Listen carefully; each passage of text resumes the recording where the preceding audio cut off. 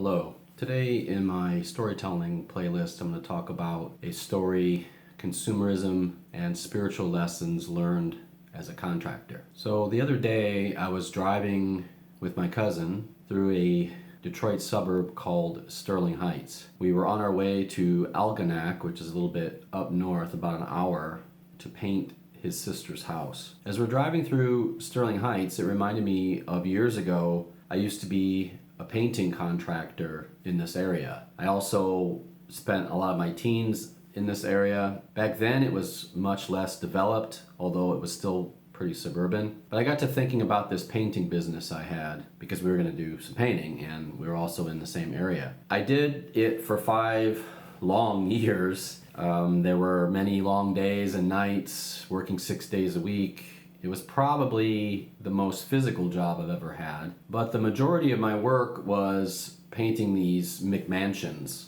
Sterling Heights is kind of the pinnacle of sprawl. I mean, it is gigantic. The roads, are 3 or 4 lanes, double, just endless streams of box stores and stuff. It's a really odd place. And I think the people that bought houses there, not all of them, but the majority of them, had this kind of attachment to appearances. I had some really strange customers looking back. They had these cookie cutter houses and they were used to signal wealth, kind of feed the ego with square footage and these kind of gigantic granite countertops. There was a disconnection from land and nature. The companies that built these monstrosities usually bulldozed whatever was in the way to put these up. They would drop in a bloated house, turf grass. There's no sense of belonging to this place. There's no kind of history. The history has been erased. And I think there's a kind of isolation there. Despite it being surrounded by all these businesses and stuff and many, many other houses, it just felt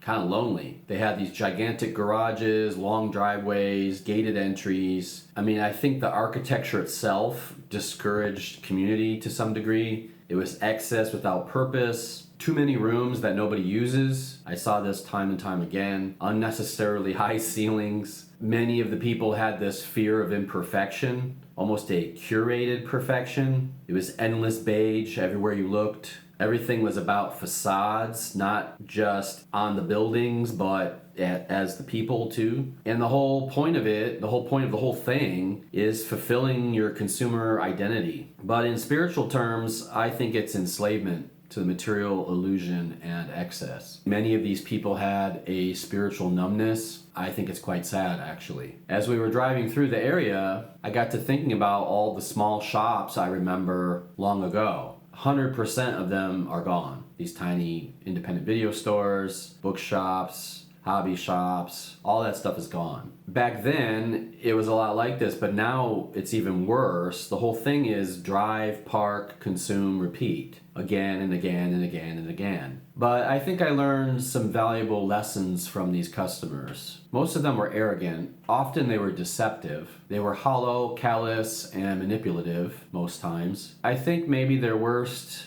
traits were that they were covetous and self-indulgent to the extreme. They could be vain and at times even cruel. I saw it when they were dealing with some of my employees and I'd have to say something to them. But I think all in all, their outlook on life was corrosive. They were obsessed with all the wrong things. Every once in a while, I would meet one that was exploitive. They would try to exploit me or my employees. I only had like 1 or 2 employees at a time. But they try to get the employees to do things without telling me. They would try to turn us against each other to some degree. It was really weird. But I think one of their worst qualities was their pridefulness at thinking that their twisted, empty, nihilistic, hard-hearted view of life was actually success. And there were many times back then, I was listening to Pink Floyd a lot back then, and I would just think of the wall, and that is basically what these people were doing, was building this kind of wall of stuff. Going through that time, it gave me example after example of what I never wanted to be. There was one time, actually, where I was painting this house, doing a lot of work, not just painting, but installing molding and all this other stuff. And this woman kept rehiring me. Like, she would say, do these 2 rooms. And I'd be like, okay, do the 2 rooms. Then she'd be like, you know what, I think I want this done. And I would do that and so on. And I was there for like a long time, most of the summer actually. And near the end, I kind of started to realize that maybe she was kind of coming on to me or something. Now, keep in mind, at this time, I'm about 23, I think, or 24. And she was, I would say, 45 or 50, probably. So I'm painting her bedroom. She decides to take a shower. I'm like, okay. So I'm just chugging along painting. That day, my employee decided not to show up for whatever reason. I was kind of behind and I was very focused on what I was doing. After she took her shower, she came out with like just a towel on.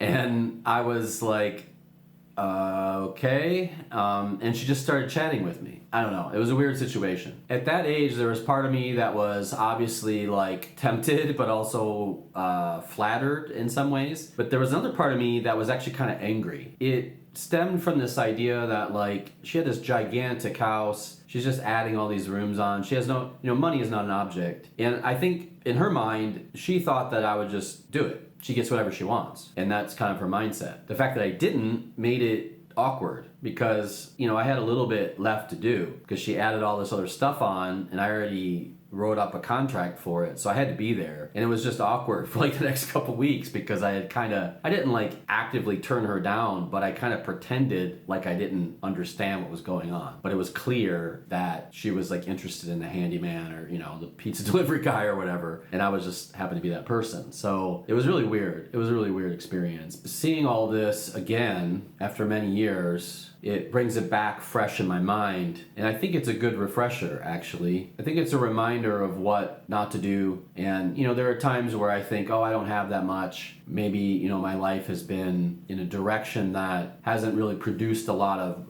monetary or physical stuff, I guess is the best word. I think that's better, actually. And I think this reminder was helpful for me, healthy, because coming back here, I'm running into people that I knew from a long time ago who have never left here in Michigan. And, they've had 20 years to build something. When I first came back here, I felt a little odd because I had moved around so much and went to all these different places and I never really accumulated a lot. I think for a second I was a little bit envious, maybe they have a nice stereo system or a nice TV, and at the moment I don't have any of those things. But after seeing this, after driving through this, it just made me realize that I'm kind of glad I don't, actually. Maybe someday I will, I don't know. Creature comforts are nice. I don't know. I'd like to hear your stories or your thoughts about it. You can comment below. That's all I got for this one.